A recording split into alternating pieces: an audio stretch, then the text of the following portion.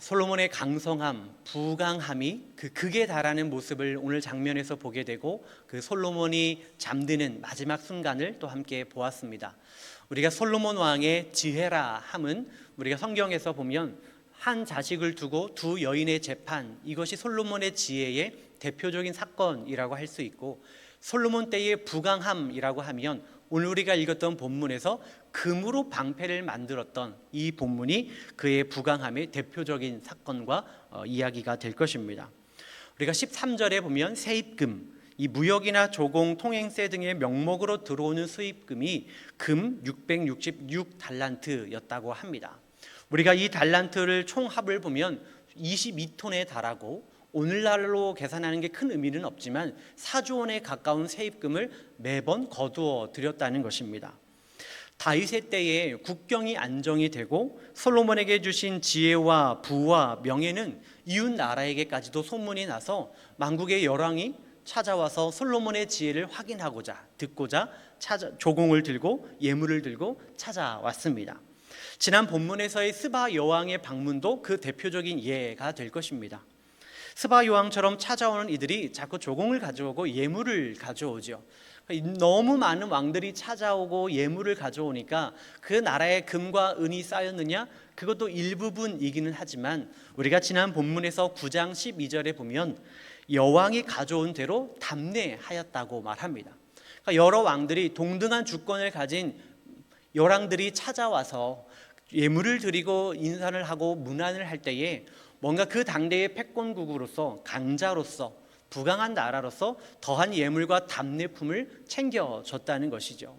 그러니까 우리나라가 중국과 이 사대 관계를 맺고 예물을 주고받을 때에도 중국이 나름의 큰 나라, 형님국으로서 체면을 세우기 위해서 더 많은 물품을 조선에 주었던 것과 비슷하다고 할 수 있겠습니다. 더 많이 퍼주었을 것 같은 예상을 할 수 있지만 그럼에도 불구하고 막대한 이익, 무역과 조공을 통하여서 많은 이익을 이 당시에 쌓았다라는 사실을 성경은 보여줍니다.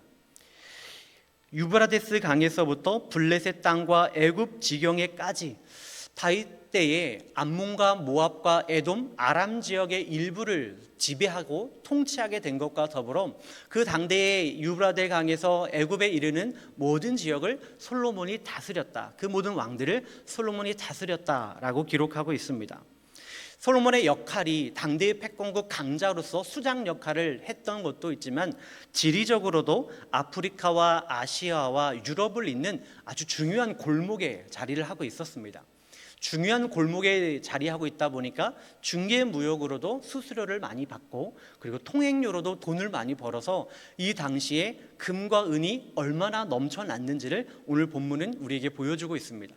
금에 대해서 많은 언급을 하는데 은은 오늘 본문에서 가치가 없는 것처럼 돌처럼 많았다라고 말하죠. 너무 많아서 가치를 평가하지 않을 만큼 부강한 시대였습니다. 여러 이유 때문에 이스라엘 백성이 부강하고 솔로몬 때에 큰 나라를 이루었지만 좋은 시기와 또 좋은 위치가 갖추어졌다는 것을 우리가 생각해 볼 수 있습니다. 좋은 위치는 조금 전에 말씀드린 그 중개 무역을 할 수 있는 골목에 있었기 때문에, 좋은 시기라 함은 이 당시에 아수르 제국과 바벨론 제국이 흥하지 않았던 시기, 그러니까 어떠한 침략도 받지 않았던 시기입니다. 그럼 이 당대의 강대국은 어디냐? 이집트, 애굽이잖아요. 그런데 이 당시의 애굽은 왕조가 바뀌었어요.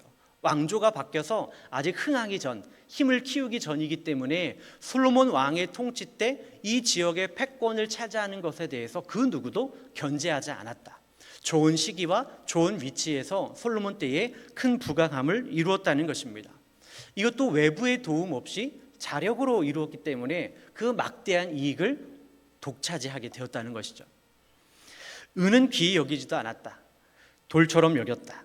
웬만한 물건은 다 금으로 이루어졌습니다. 왕이 쓰는 물건도 보좌로 나아가는 금 계단, 그 옆에 사자들을 세우고 상아로 만든 보좌에 금으로 도금을 하고 그 옆에 또 사자가 있을 정도로 왕에 해당하는 모든 것들은 다 금으로 도배되었습니다.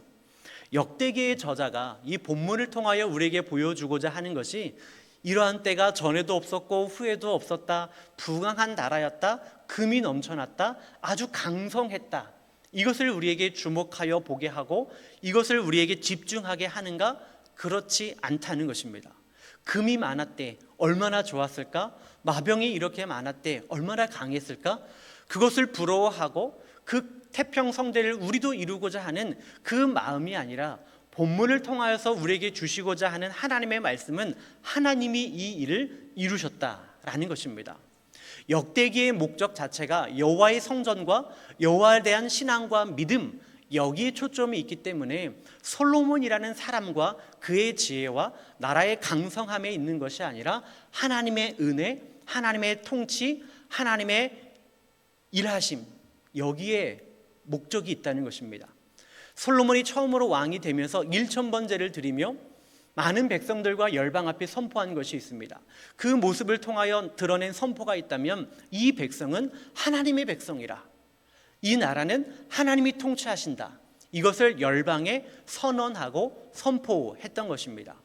그 1000번제 이후에 하나님께서 구하고자 하는 것을 물으실 때에 솔로몬의 고백이 무엇이었습니까? 하나님의 백성, 하나님께서 아버지에게 맡겨주시고 이제는 나에게 통치하게 하신 하나님의 백성들을 재판할 때에 내게 지혜가 필요합니다. 그래서 하나님께서 주의 마음에 합한 그 뜻을 구함으로 인해서 지혜를 주시고 구하지도 않은 부와 명예까지도 하나님께서 허락하셨습니다. 본문 26절에 보면 솔로몬이 유브라데 강에서부터 블레셋 땅과 애굽 지경까지의 모든 왕을 다스렸다 말했습니다. 다윗이 수많은 전쟁을 통해서 주변 국경을 정리했고 평안케 했습니다.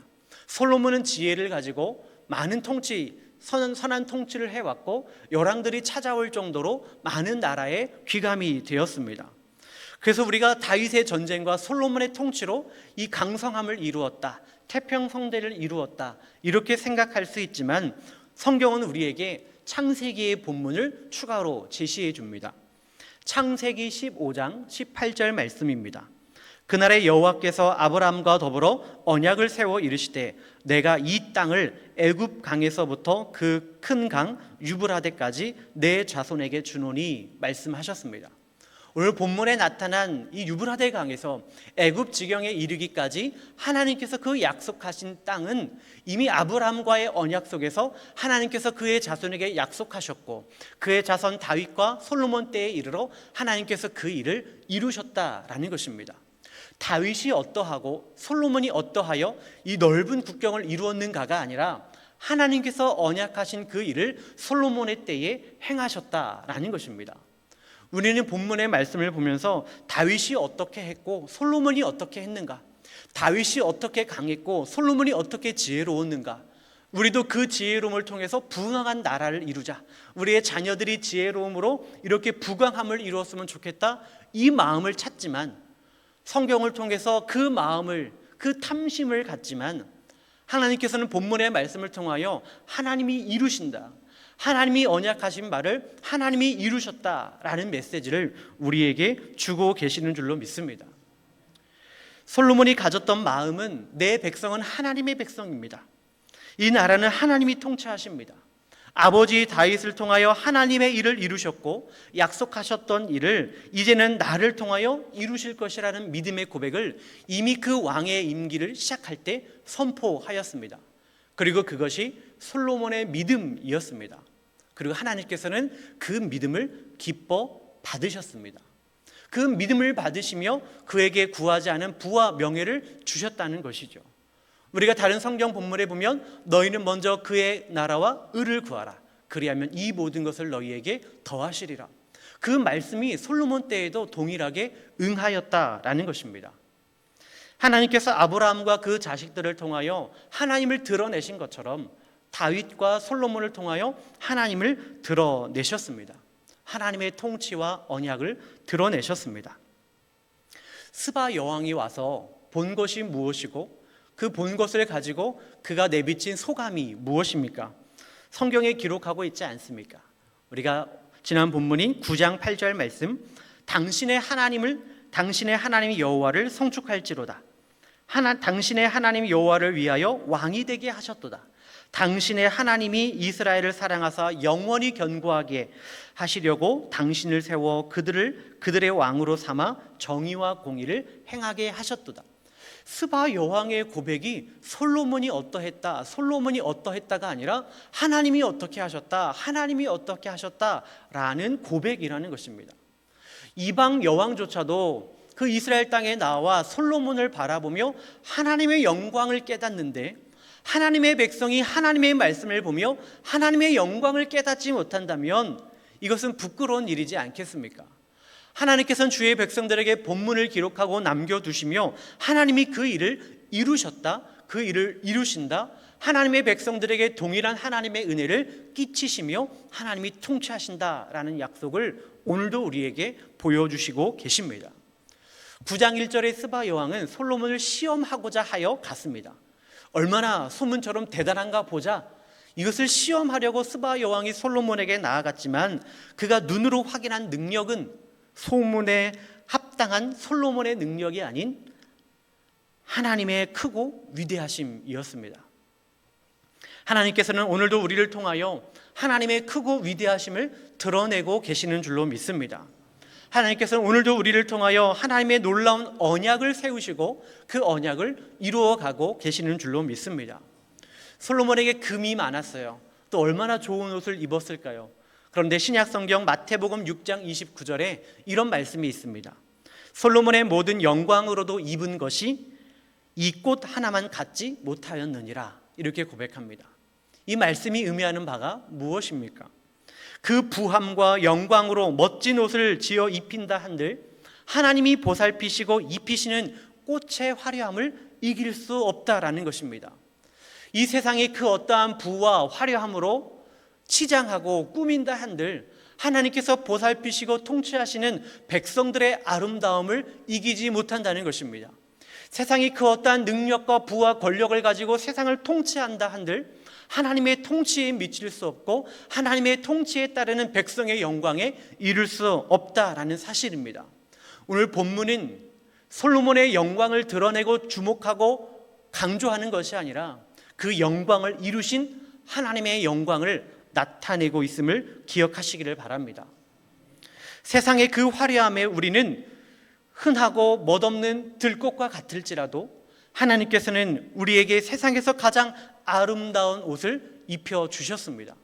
세상의 부함으로도 그 명예로도 살 수 없는 그 아름다운 옷, 하나님이 통치하시고 하나님이 보살피시는 백성들에게 입히신 그 옷이 성경에 기록된 대로 이제는 우리가 그리스도로 옷 입은 줄로 믿습니다. 우리에게 입히신 그리스도로 옷 입음으로 말미암아 하나님께서 나의 하나님이 되시고 우리는 하나님의 백성이 되며 하나님의 소유된 백성이 됨으로 말미암아 왕 같은 제사장, 이 땅의 왕이요 제사장이 되어 세상 앞에 하나님의 영광을 드러내고 솔로몬의 모습처럼 열왕이 찾아와 이 세상의 열왕들이 찾아와서 하나님을 경배하는 그 역사가 주의 백성들을 통하여 이루어지게 될 줄로 믿습니다. 이것이 하나님의 뜻과 하나님의 계획 가운데 오늘도 우리를 통하여 이루실 놀라운 하나님의 언약입니다. 솔로몬에게 놀라운 은혜를 베푸신 하나님께서 그리스도를 옷 입은 우리를 통하여 세상이 놀라고 도전받을 만한 일들을 이루어 가실 줄로 믿습니다. 그 역사의 날이 당장 우리에게 주어진 오늘 하루가 될 것입니다. 세상 그 어떤 화려한 옷보다 귀하며 그 어떠한 영광보다도 그 영광으로도 대신할 수 없는 성도의 삶이 오늘 하루 우리가 살아내게 될 삶일 줄로 믿습니다. 하나님이 함께 하시고 세상의 그 어떠한 부함과 영광과 좋게 비교할 수 없는 하나님의 통치가 오늘 모든 성도들의 삶 가운데 함께 하시기를 축복합니다. 기도하시겠습니다.